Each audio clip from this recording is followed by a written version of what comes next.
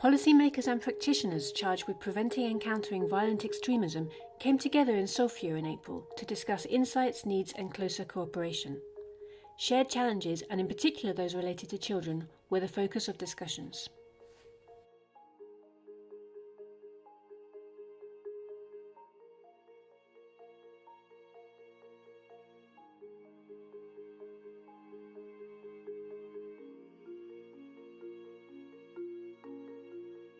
What policy practice partnerships are currently in place, and what needs to change?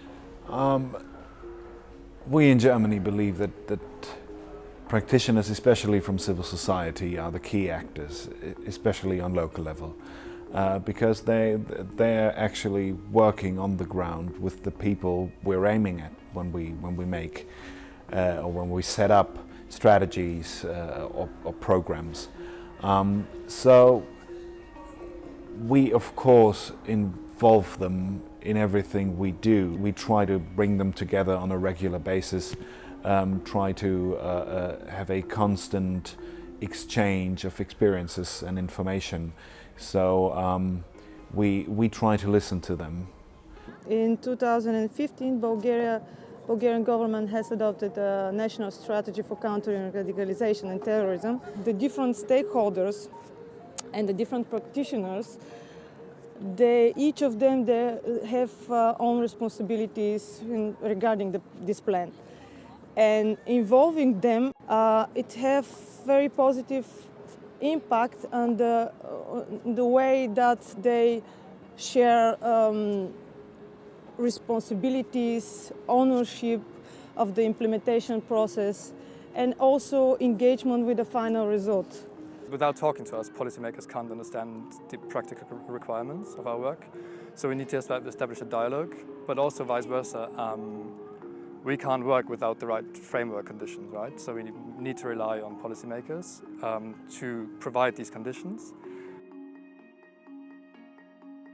In the end, it comes down to people, and I can have this comprehensive multi-agency, single case-based approach with bringing everybody together. But if the people don't share information, don't share experiences, if they don't trust each other, then it's not worth anything.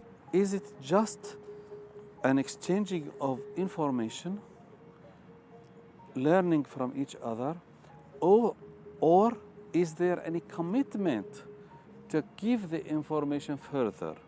Why is this matter very important? Is because we have the trust of our community.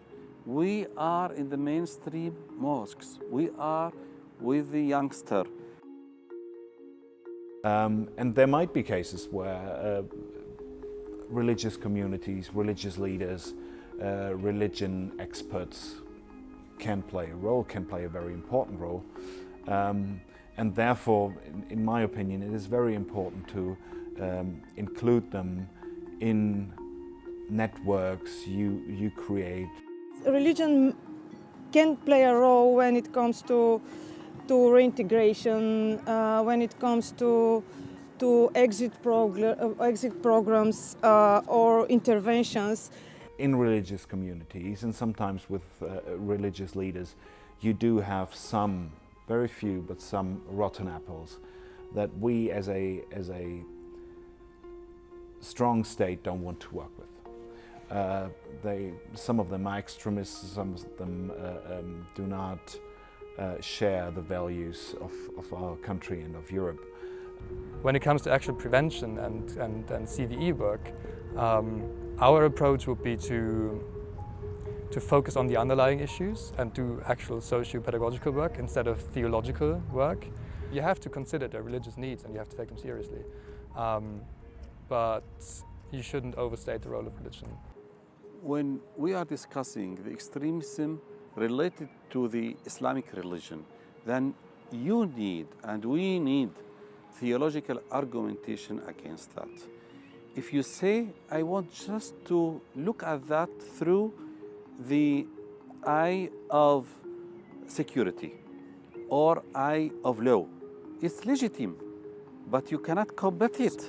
The imams and the religious authority are not replacing The others, street workers and psychology experts and police, but they are filling a gap which is very important and nobody else can fill it.